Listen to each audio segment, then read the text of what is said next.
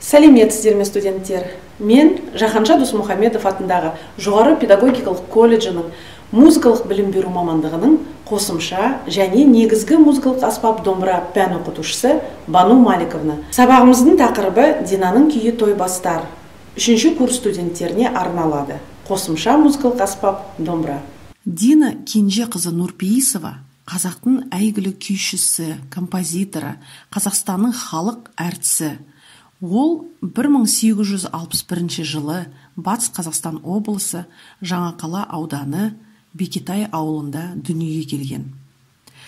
Дина домбыраны 9 жасында әкесі Кенжеден үйренген. Сол жасында ол Құрманғазымен тұңғыш рет кездеседі.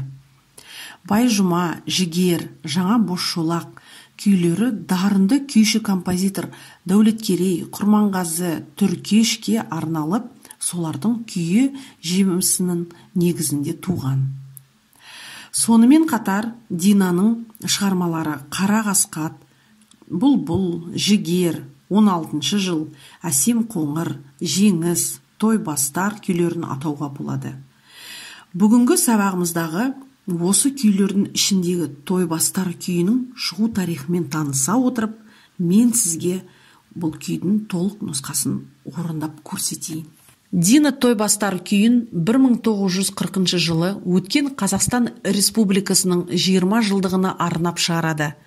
Дина бұл күйінде бостандық алған, өз мемлекеті өркендеп келе жатқан экономикасы мен мәдениеті бар халықтың шалқыған қуанышын суреттейді. Той бастар жарқын болашаққа алып адаммен келе жатқан халықтың салтанатты марш сияқты. Бұл арнау күйі. Құрылымы жағынан төкпе күй.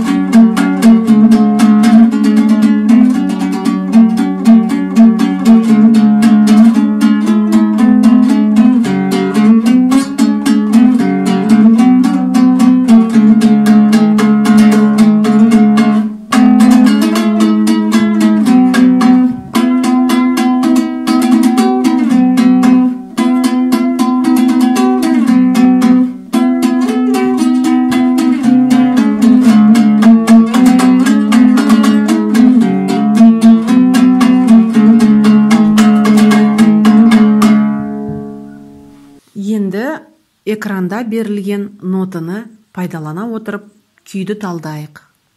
Бұл күйдің характері өте жүрдек, көңілді орындалады. Мелодиялары қайталанып тұрады. Ре минор тональдігінде өлшем бөлігі 2/4, 3/4 бөлігіне ауысып тұратын жерлері бар. Бастағанда ля, ми. Фаға екінші саусақпен аламыз. Қағыстары 2 төмен, жоғары, төмен, жоғары. 1-ге 2-ге санап ойнаймыз.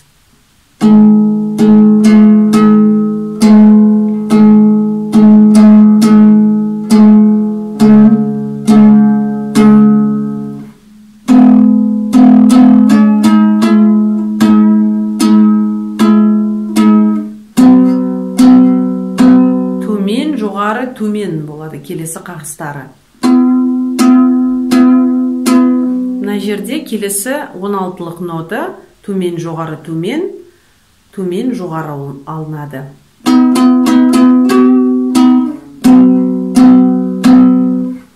Қайталаймыз.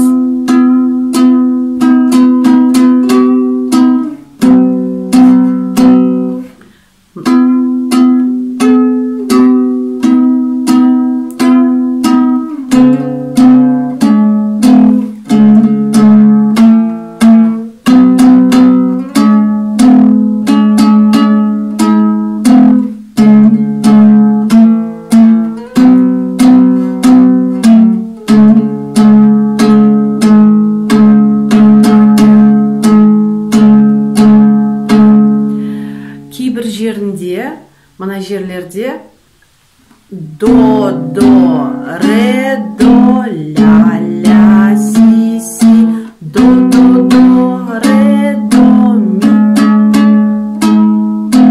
Қайталаймыз. Бір төмен, үш жоғары болады.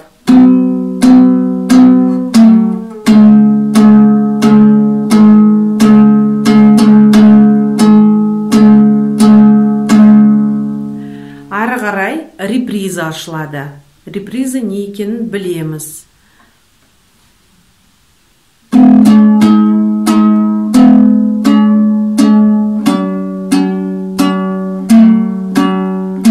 Бір төмен, үш жоғары келесі.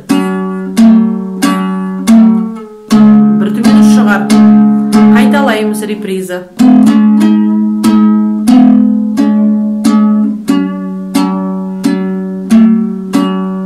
Төмен, үш жоғары.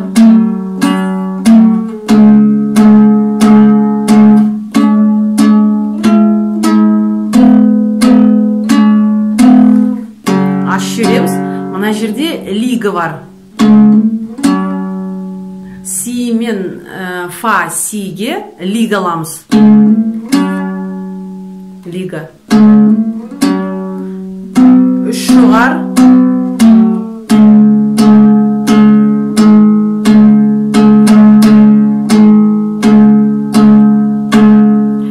Келесі бізде саға жүреді.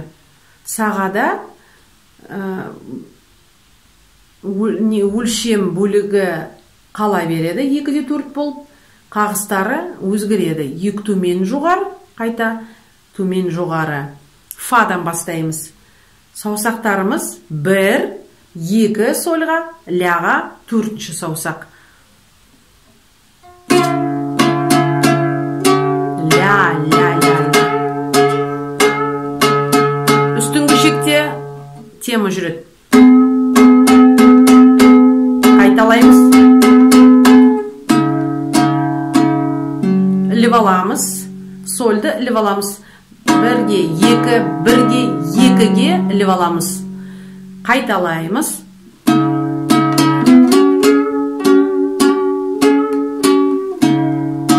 Тағы іліп аламыз.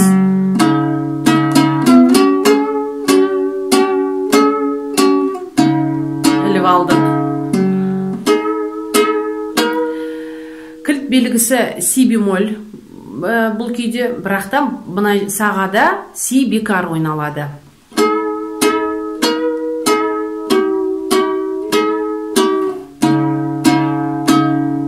Қайталаймыз.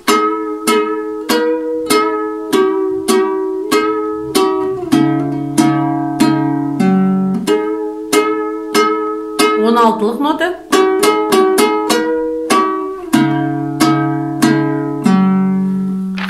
Қайталаймыз.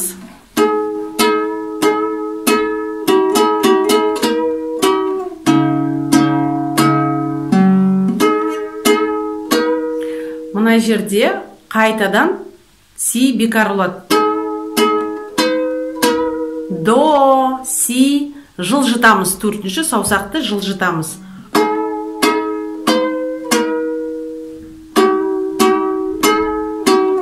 Төмен жоғары қағысты. Қайталау. 16-лық.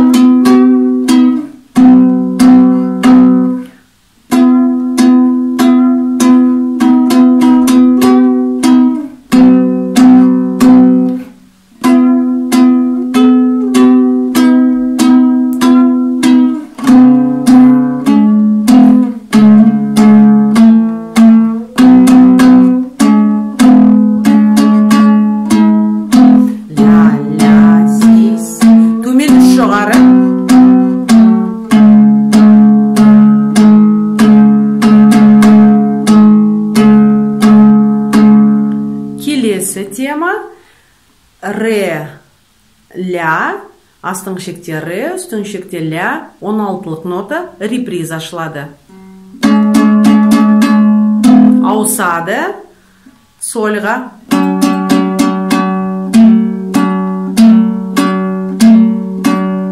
Бір төмен үш шығар.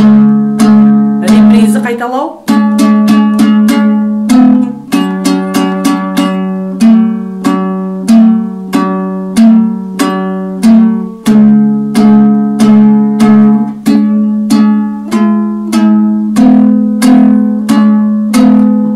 Жаңағыдай лигі сиға, бірақта доға барамыз. Мана реға барсақ, енді доға. Сосын реға бір төмен шығар.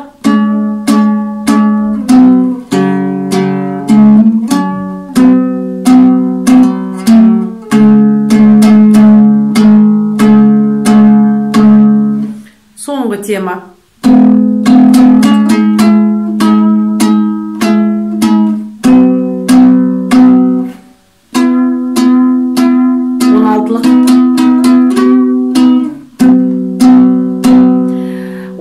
Нотаны біздер бірге санап өту керекпіз. Бірге, бір, екіге. Қайтадан. Бірге, екіге.